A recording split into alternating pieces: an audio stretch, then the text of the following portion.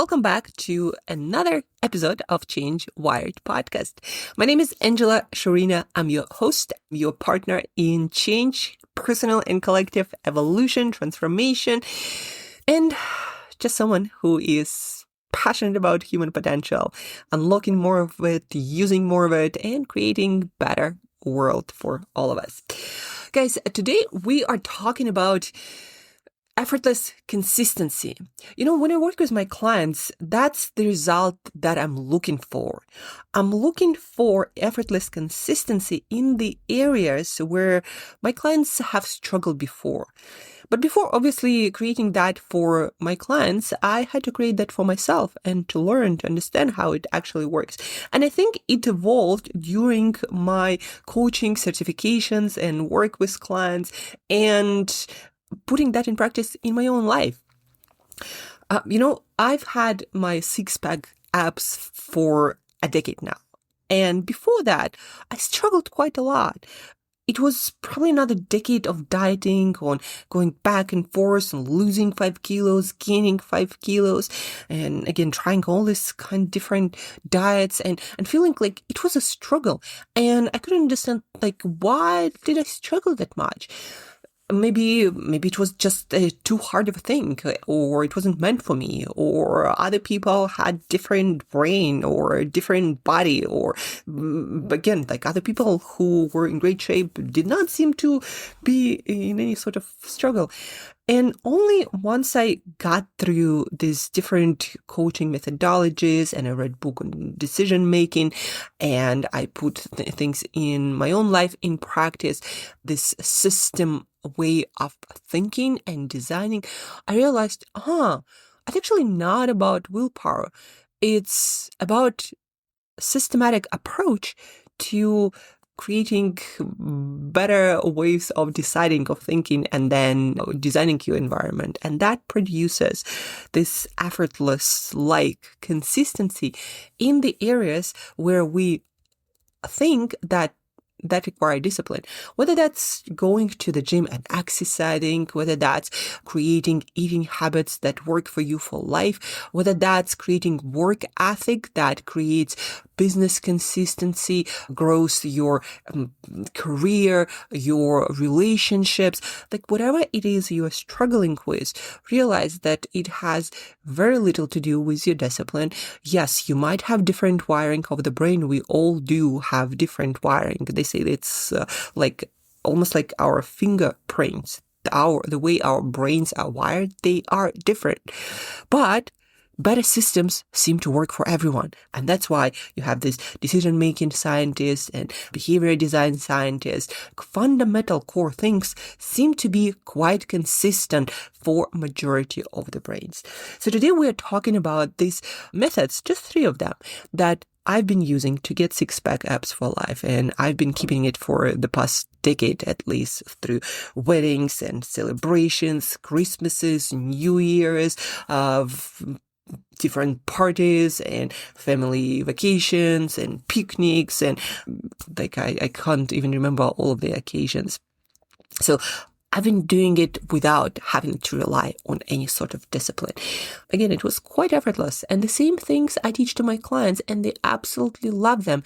And we create results and consistency in the areas where they struggled sometimes for decades of their life. Sometimes they would come to me in their midlife and they struggled with that for 2-3 decades. And then something flips. Well, we actually just learned better decision-making models. So let's jump in. First, again, before I used to struggle a lot with my eating, for example. And before I used to say things to myself next time I'll try harder. I'll be more disciplined. I'll be different. And guess what? Next time happened and nothing changed. I was the same person.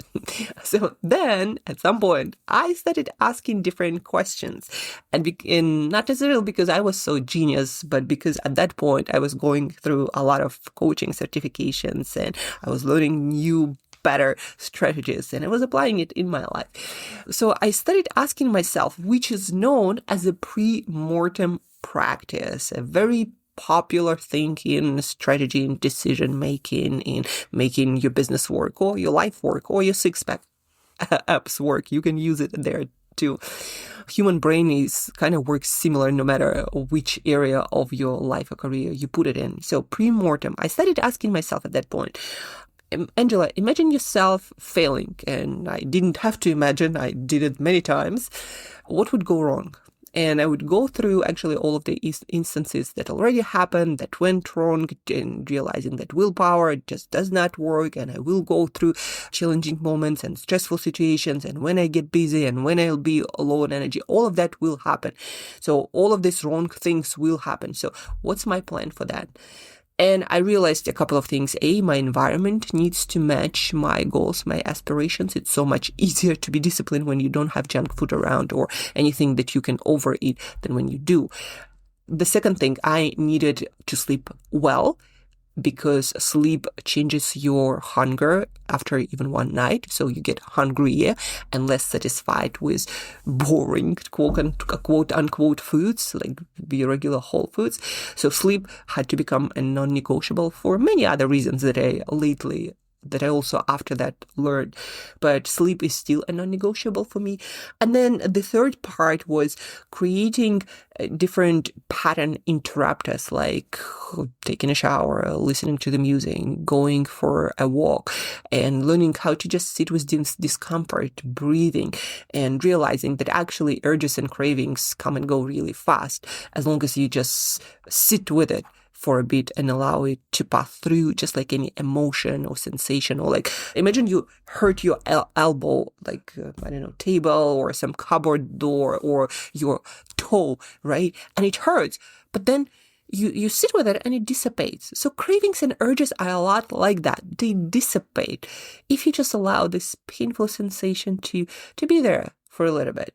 And again, also pattern interrupts help, and also creating more barriers towards things I didn't want to do, like again, eliminating certain foods from my environment and not looking at them or exposing myself to them too much, or also having good options available, lowering the barriers for the right things, like having rice crackers and some protein-rich foods and fruit ready to eat, something that when I'm genuinely hungry, I could just eat that, and that removes all the urges even faster.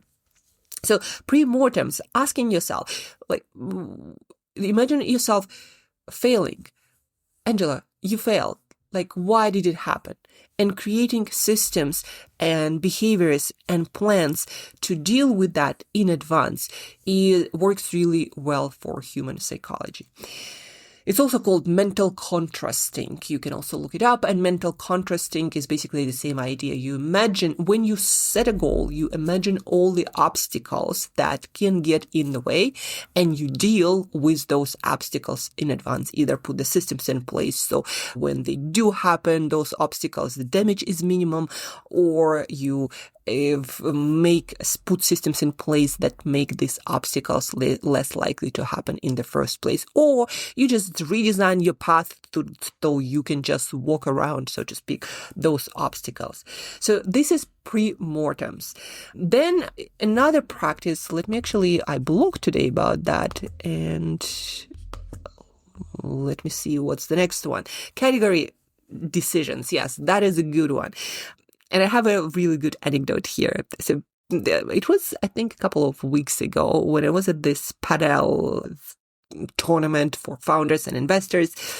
And we were out there. I was in my t-shirt and everybody could see my abs, which I don't have any shame showing off. And somebody asked me, what do you eat to get abs? Like, I used to have them, but now I don't. And I have jokingly said, I just don't eat sugar or gluten.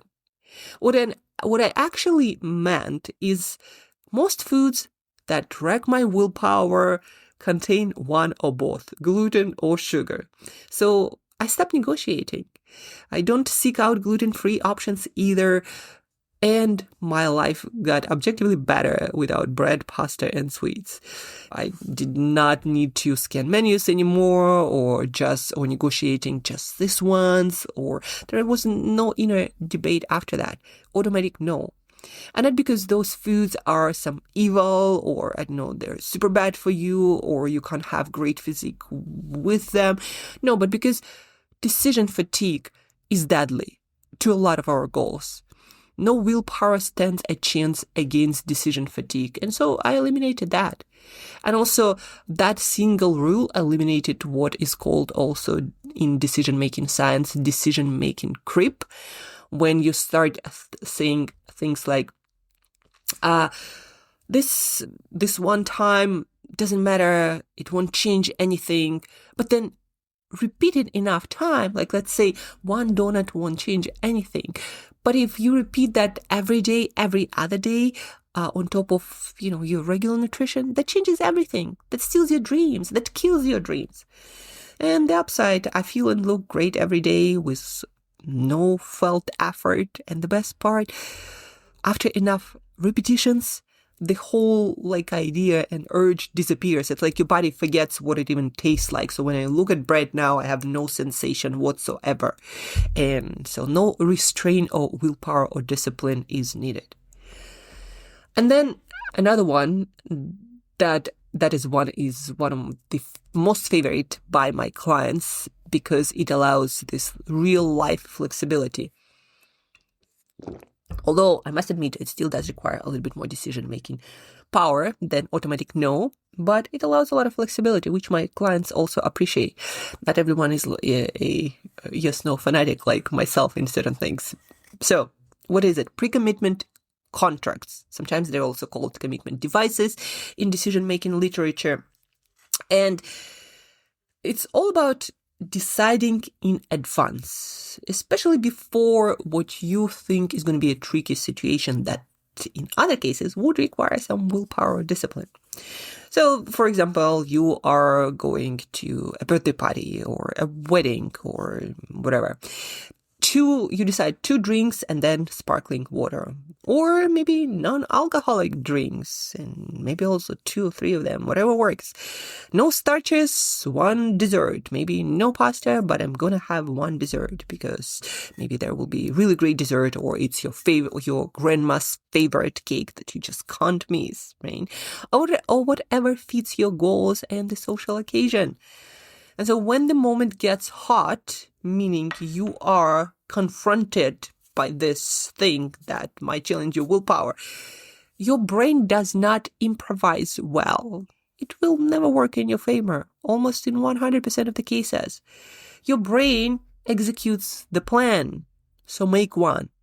It actually works really, really well, not just in decision-making science and experiments in practice, but also I can tell you from the practice of my clients all across the board, they confirm making decision in advance. It's often all it takes to make the right decision every single time. Pre-decided behavior beats in the moment willpower every single time.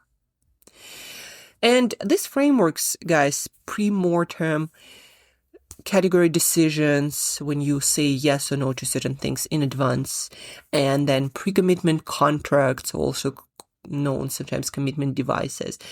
These frameworks didn't just give me apps for life.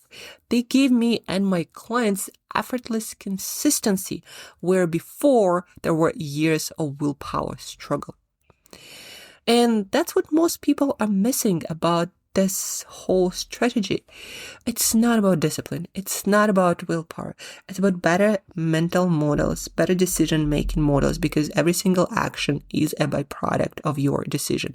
Everything you'll do, build, and become is a product of your decisions. And just like with eating, guys, you eat every day. Just because you eat every day, just because you've been deciding your whole life, it doesn't mean you have a good decision-making process. Just like it means people have been eating their whole lives and they often don't have it figured out their whole life either. And because of that, you get a lot of not so well-intended or positive consequences, right? So over to you, dear listener on the other side.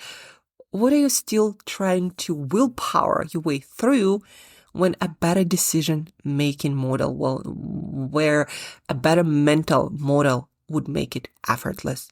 Mental model and some system thinking, system design, redesigning your environment around you. So redesigning your path around you.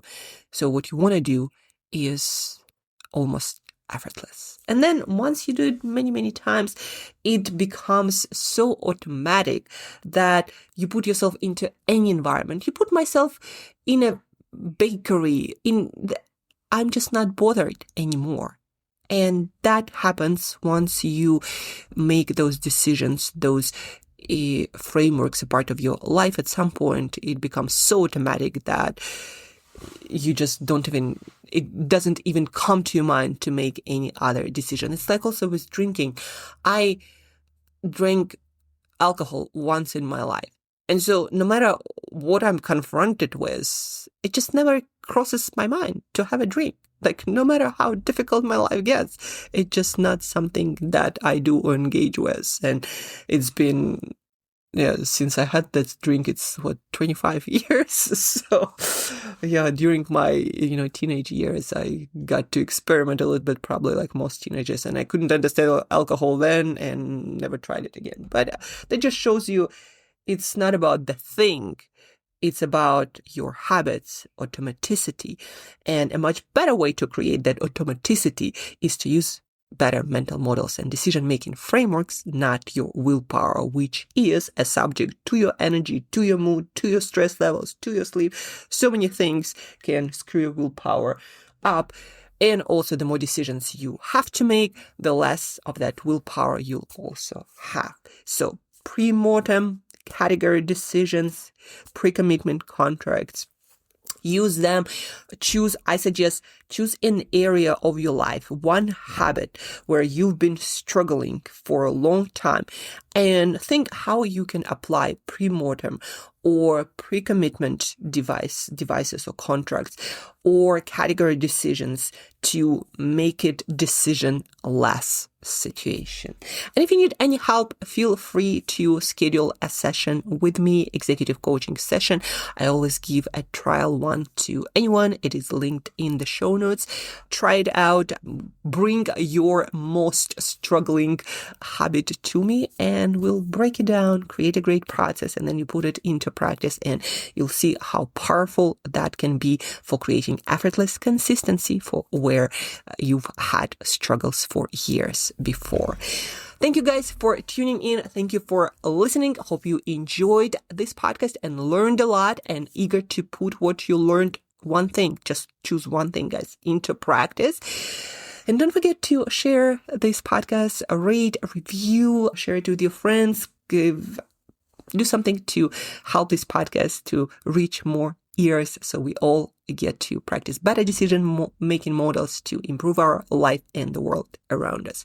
Thank you guys, and till next time, keep growing.